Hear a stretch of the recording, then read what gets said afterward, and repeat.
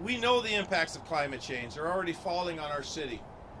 Just yesterday, as you may recall, we were blanketed with smoke. Our air quality, particularly in areas like where we're standing today, but even all around our city, are direct impacts of what we're dealing with our climate. Here in Duwamish Valley, the residents and the community leaders and the activists know it all too well. They live with it every single day. So buildings like this one at the South Park Community Center, also known as Carmen Martinez's other home. Where's Carmen? I'm always here. Steadfast leader in our community. We want to create areas where residents and community members can have access to cooling and air filtration systems and ways to connect with each other in times of crisis. That's why we're urgently investing in a dual strategy of reducing emissions that contribute to climate change and building community resilience for the impacts we know are coming. Now, when I was on the council, serving as council president, I supported the Green New Deal legislation, and that is what we're celebrating today is exactly the ideas that the community and the city council and the community leaders had in mind. Meaningful action developed hand in hand with our community partners. This is not a top-down approach. This is where we put our hands together, particularly during some of the most trying times in our life. We knew what 2020 was like, 2021 was like, but this work could not stop. I want to talk about specifically the key investments in this $6.5 million legislation that again was created from the community, and I just can't make that point loudly enough. $2.4 million to identify and develop resilience hubs in Seattle. Now this is innovative work. And by the way, I want to let the public know that a lot of this work led by our community, not just our 19 Green New Deal Oversight board members, but by all of our community partners, is nominated to be world class. And we have a nomination at the C40 conference and the work that we're doing. This goes way beyond just the city of Seattle. $2.4 million to identify and develop the resilience hubs in Seattle. And again, this is community-driven resilience investments to keep people safe and supported and connected during our climate energy crisis, such as extreme heat, smoke, and other weather events. $2.3 million towards efforts to get all city-owned buildings off fossil fuels by 2035. And let's clap on that one. That's an aggressive goal that we put out there. The city owns 650 buildings, including our libraries and our community centers like the South Park Community Center. And so that's a bold goal, and our work will drive our actions to meet that goal. $2 million to increase support for fossil fuel-free affordable housing projects. Now that's where sort of the rubber meets the road, so to speak. Advancing climate equity and housing goals all at once.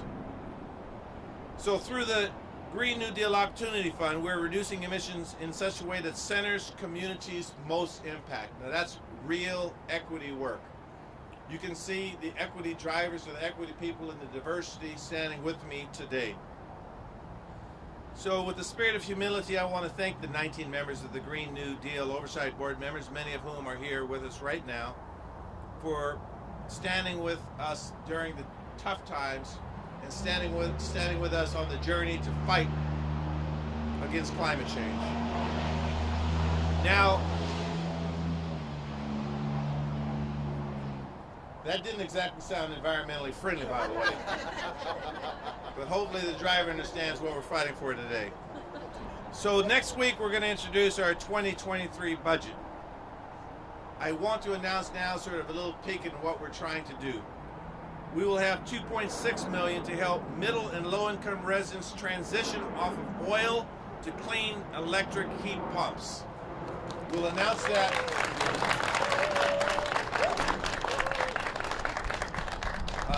I know we're going to hear from Justin Farrell, is one of our speakers today, but I just want to give a special shout out to OSC for the incredible work, visionary work, world-class work that they're doing to make sure Seattle stays on course to fight climate change.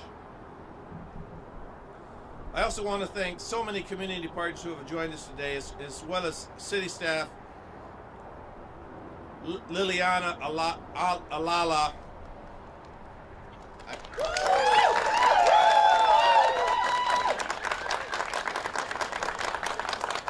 Liliana, I got a confession, mate. We're known for our transparency in the Harrell administration. I practiced your name 4 times and I still messed it up. I said I was just gonna nail it. It's a beautiful name, but thank you for all your work. Now, in the next coming months, you'll hear more about our One Seattle Climate Justice agenda centered on efforts and investments. Just think of sort of 3 pillars: building a green economy and good jobs for everybody, leading with equity in that work. Number 1,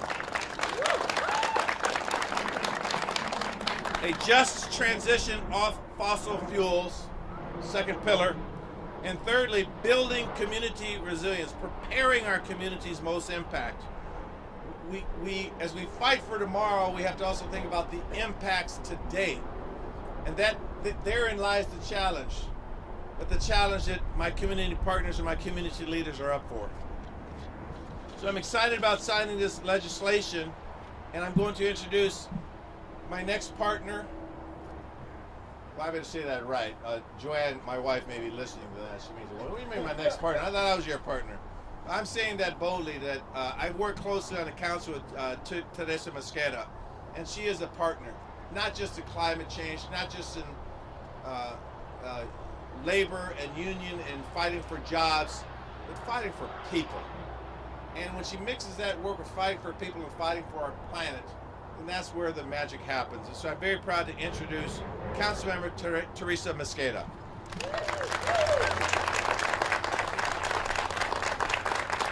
Thank you. Well, I'm really excited to be here. I want to thank the folks from the South Park Community Center for hosting us here today. I think it's important to ground ourselves in why we do this. We are doing this today because we've been asked to by frontline and fence line communities. And a lot of folks ask, what are frontline communities? You're standing in a frontline community right now at higher risk of access to pollution because of the proximity to freeways, to the proximity to air pollution. Maria Batayola behind me has fought for a long time, ever since I got on council, to deal with just this, not just noise pollution, but air pollution over Beacon Hill. Frontline communities who have done the least to cause climate change, but are on the front lines experiencing the harshest effects. And frontline workers are those who work in industries that have higher rates of exposures to toxins and pollutants, who often make minimum wage or low wages, and are putting their lives at risk while the climate is being put at risk because of these companies. So here we are in a frontline community, standing with frontline workers who've been on the front line calling for action, and today we follow through with yet another step to address a global crisis by acting locally. We will act locally, because that is coming back. Mother Earth is just saying, let's get to this. I, like many of you, oh hey, don't mind if I do. I, like many of you, have woke up over the last few weeks with a sore throat. And if you don't live in a frontline community and you don't work on the front lines in one of these industries, you might not know what it's like to constantly have the harms and the ills of the global climate crisis on you every day. But now you do, because we have woken up with smoke, we have woken up with fires in our region. We have seen our loved ones in Puerto Rico having to deal with floods and the crisis of giant hurricanes, fires in Pakistan. The list goes on and on. The global crisis that we're seeing might feel too big to tackle, but we can and we must act locally, and that is what today is all about. These Green New Deal investments are, again, another critical step towards creating a more just future. Not just for our kiddos. A lot of folks talk about our kiddos. I'm lucky enough to have a 3-year-old, and I want a just future for her. But this is about the right now.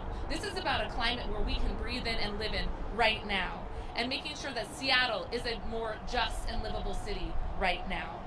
The $6.5 million that we're celebrating today, I want to be very clear, is a portion of the larger investment from Jumpstart Seattle that put $14.5 million in 2022 and will add nearly $20 million in 2023 and over $20 million in 2024, just from Jumpstart alone.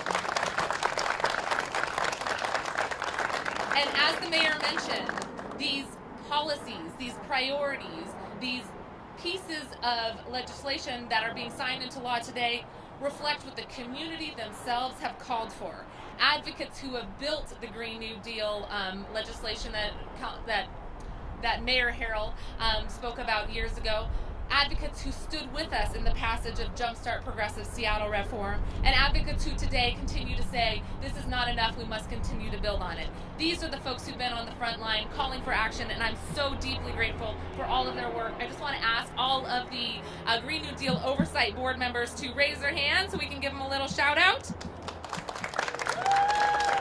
Green gems on them, and if you didn't get the chance to talk with them already, I hope you do. I know we're going to hear from some, but I do want to just call them out by name because their work represents the broader community's work.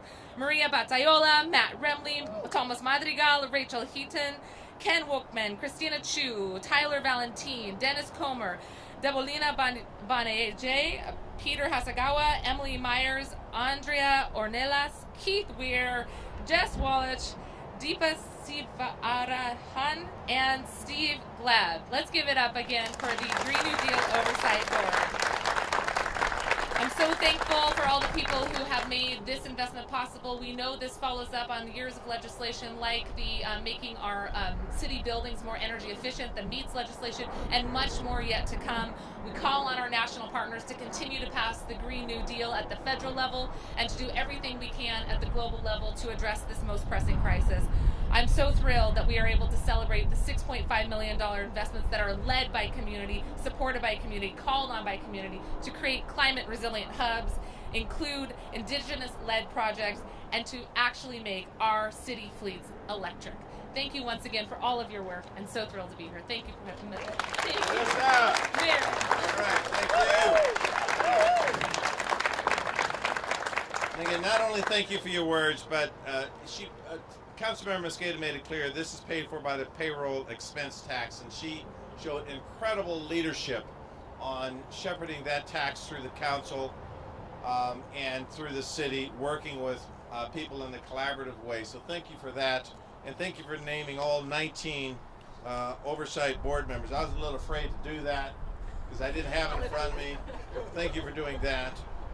One of the oversight board co-chairs is Maria Badiola, and let me talk a little bit about her background. She's co-founder of the Community Coalition for Environmental Justice, CCEJ, along with 40 plus other community activists. Since 2015, Maria has volunteered through El Centro de la Raza as the Environmental Justice Coordinator. She's also the chair of the Beacon Hill Council, advocating for a welcoming, diverse, and healthy community neighborhood. I've known Maria for decades, and quite candidly, her leadership, her consistent advocacy has moved the needles in so many ways. She does it tirelessly, and I've enjoyed working with her because when I talk about leading with a spirit of compassion and joy and love in the face of adversity, in the face of anger and these kinds of challenges, even talking about airplane jet flights, all the stuff that can really annoy us, but she does it with a sense of kindness and tenacity. So I present to you Maria to say a few words.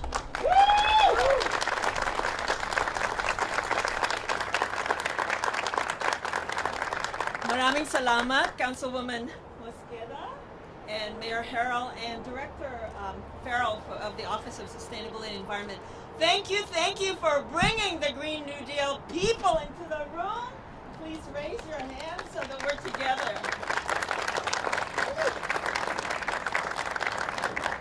It's an honor to serve as Seattle's Green New Deal Oversight Board alongside with co-chair Cyrus Valentin and at-large Representative Debolina Banerjee. This is our first year to do this work. We had a lot of learning to do, consulting with our communities, talking to our communities, checking in with the city, what are the departments, what are the priorities in place, and learning. This is a lot of information, learning a lot to put together the budget recommendations for 2022 and 2023 for the mayor and the city council. We are heartened and humbled that indeed the funding through Jumpstart taxes and now the Green New Deal allocations will accelerate our transition, our Seattle transition from fossil fuels and improve our community's resiliency. This is not an academic word. This is a life and death, illness word. And to build an inclusive economy so that nobody is left behind in this climate crisis. We're only here today because of the vision, the years of hard work and perseverance of past and present environmental justice leaders from all of Seattle's neighborhood. Seattle is deeply committed to address the climate crisis with an equity lens. We are all in this together. This is evident by the broad range of partnerships from our communities, our advocates, our workers, our organizations, city staff, and our elected officials. The adoption of the 2022 budget is just one milestone, and we have a long ways to go and many more investments to make. Because this is turning the climate crisis into an opportunity for community equity, resilience, health, and well-being. It's a day-to-day reality for many of our people. We at the Green New Deal Oversight Board look forward to continuing this collaboration. Maraming salamat po.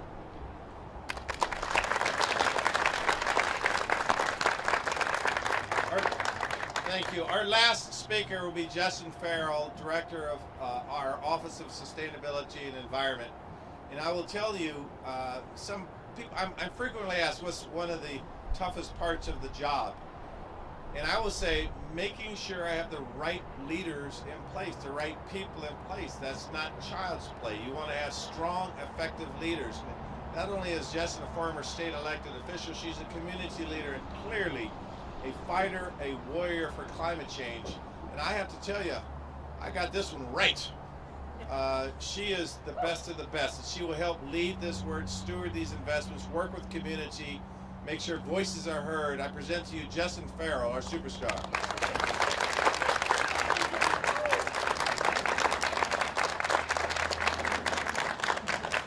Good morning, everyone. I am so delighted to be here to get to celebrate the legislation that's being signed today. And I too am going to start by just saying thank yous. I want to thank Mayor Harrell for his role in establishing the Green New Deal and for really embracing climate justice as a key part of his administration. So thank you, Mayor Harrell. And really and truly to thank Councilmember Mosqueda. She has been such a fighter for the Green New Deal, and so importantly, to shepherd a funding source, a progressive revenue source through the Jumpstart payroll expense tax so that we can actually fund this work. So let's say a huge thank you to her. And I am so lucky to get to work with the staff at OSE, and I want to say a particular thank you to Liliana Ayala, who has really been the heart and the soul and the brains, and who really helps kind of tear down the walls of bureaucracy and create more of an estuary between government and community. And I just really want to thank her.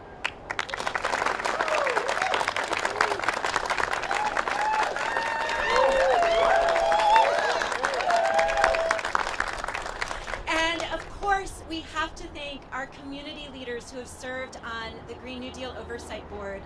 These roles and this role take so much time, and I know that every single one of these people brings their roles as caregiver, as workers, as students, as advocates, and in addition, as members who are truly transforming power structures in our community. So thank you. And I'm also wanting to thank so many members of the City of Seattle. So many directors are here from parks and transportation and city light and utilities and planning and housing, Office of Housing. So many folks and so many colleagues at OSE, and let's give all of them a round of applause as well. And I know we're ready to get to the bill signing, so I will only say two more things. One of those is to point out something that Lily often says in our office, which is that climate justice isn't just about the what, it is also about the how.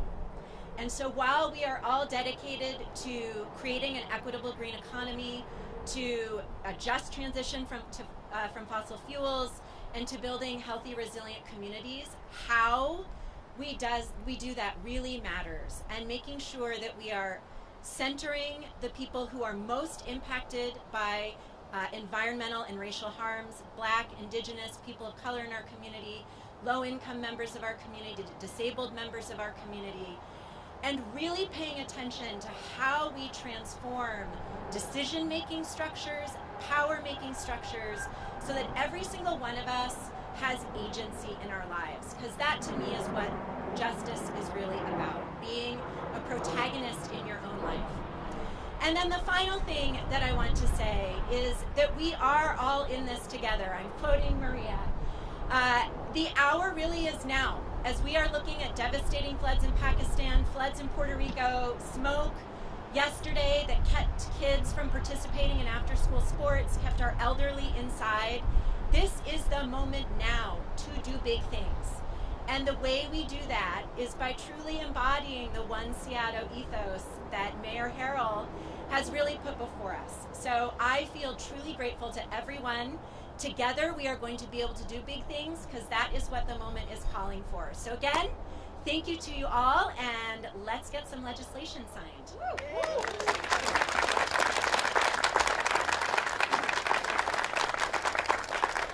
Okay, what am I doing? Signing right now? Okay. We'll invite the Green New Deal board members to come stand right behind the mayor, and then everybody else as well.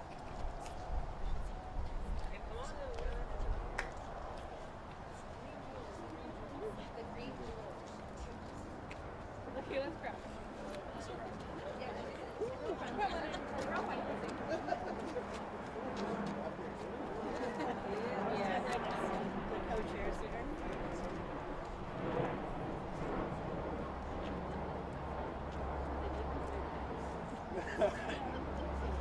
That's always it. Who gets the pin? Jamie Housen. Good luck. Go, maybe Liliana. Liliana, that's a no-brainer. In the museum.